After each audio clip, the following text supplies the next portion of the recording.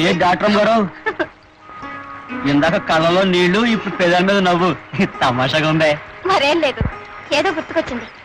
సరే కానీ రాజన్న, అప్పుడు చంపబడ్డ డాక్టర్ గారు అమ్మాయి నీకు గుర్తుందా? ఎవరు? రాణియా? రాణి గుర్తుందా అని అడుగుతున్నారా? గుర్తుండటమే కాదండి, ఇప్పటికీ నా గుండెల్లోనే ఉంది. ఈ గుండె ఆగిపోయేంత వరకు నాలోనే ఉంటుందండి. చాలా మంచి అమ్మాయండి. ఆ రాణి అంటే నీకు అంత ఇష్టమా? ఇష్టమేమిటండి, రాణి నా ప్రాణం. చందమామకు వెన్నెల్లాగా, సముద్రానికి కెరటాల్లాగా రాణి నాలో ఒక భాగం అండి. మీకు విషయం చెప్పనా? నేను ఇంతవరకు ఎందుకు పెళ్లి చేసుకోలేదు తెలుసా? ఎందుకు? నా మనసులో ఉన్న రాణిని తీసేసి వేరే మనిషిని ఇక్కడ ఉంచలేను కనుక. అంతేకాదు డాక్టర్ అమ్మా, నేను చనిపోయేలోగా ఏదో ఒక రోజున నా రాణి నాకు కనిపిస్తుందనే ఆశ. ఆ ఆశతోనే బతుకుతున్నాను. నీ ఆశ ఫలించి నీ రాణి నీకు హఠాత్తుగా ఇప్పుడు కనిపించిందనుకో, ఏం చేస్తావు? ఏం చేస్తానా? ఒక్కసారిగా కౌగిలించుకుని పైకెత్తేస్తాను. ఆకుండా పాదాల నుంచి తల వరకు ముద్రెట్టేస్తాను. ఆ పైన నోటికొచ్చినట్టు కోతలు కొయ్యకు. నువ్వు ఆ పని చెయ్యవు, చెయ్యలేవు. డాక్టర్ అమ్మో, ఈ రాజన్న మాటని మనసుని అంత తక్కువగా అంచనా వేయకండి. రాణి కనపడలే గాని ఖచ్చితంగా నేను అన్నట్టుగా చేసి చూపిస్తాను. ఖచ్చితంగా చేయలేవు. ఎవడి చేయగలని? చేయలేవని రాణి కనపడమండి, చేస్తా చేసి చూపిస్తాను. అలాగా? సరే, ఇటు చూడు.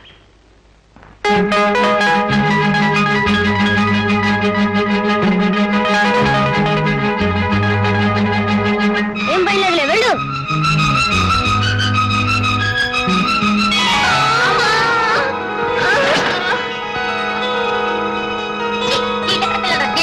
ప్రేమలో పడి ఎదురొచ్చిన వాళ్ళందరికీ పడేస్తూ ఉంటారు. అని రాణి, అయ్యో చేతికి దెబ్బతో రక్తం వస్తుందే. దెబ్బ మానిపోయినా మచ్చ ఉంటుంది.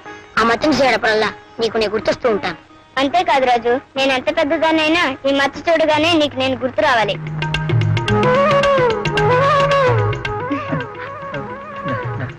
డాక్టర్ గారు, మీరు శాంతారాణిని. చిన్నప్పుడు రాణిని, ఇప్పుడు శాంతిని. మీరు నేను సరే కాని, నీ రాణి కనిపిస్తే ఏమిటేమిటో చేసేస్తానని పెద్ద మునగాళ్ళ ఛాలెంజ్ చేసావు కదా, ఏవి?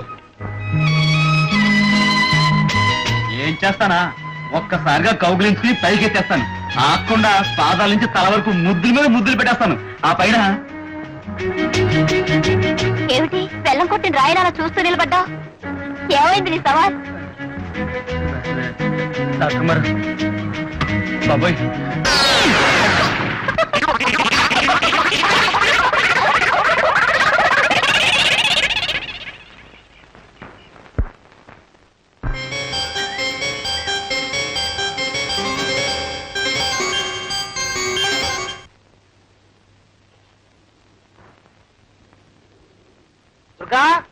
పప్పుచారు పట్టాలే.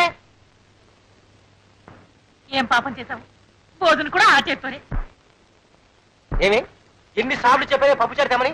అసలు నా మాట పట్టుకోవే. ఇంట్లో పిల్లలు ఉంటే ఇదిగో నాన్న తెచ్చి పెడతారు. నేనేం చిన్నపిల్లలు కాదు, పరిగెత్తుకొచ్చి పడ్డాను. నేను అట్టగే పెడతాను అంతే. ఒరే మాధవా, గురు ఇదిరా వరస. కూర తెమ్మంటే పిల్లలు లేరు, పప్పుచారు తెమ్మంటే పిల్లలు లేరు, ఊరగాయ తెమ్మంటే పిల్లలు లేరు అంటుంది. నేనేం చేయని చెప్పు? అప్పటికీ రాత్రింబగళ్ళు నా శక్తి మేరకు వేస్తూనే ఉన్నాను రా గురు, మందులురా. కానీ లాభం లేకపోయింది. ఆ మాట అంటే అది సిగ్గులేదు. నాకెక్కడికి రెండో చేయి ఉంటేనా? ఉంటే నీ పక్కన కూర్చొని ఫోన్ చేయడం నాది బుద్ధి తక్కువ. ఆ కంతం తీసుకుని అవతలకి తగాడు. అప్పుడు చెప్పు వెధవా. For more updates, like, comment, subscribe to our channel. Hey darlings, గంటని click చేయడం మర్చిపోకండి.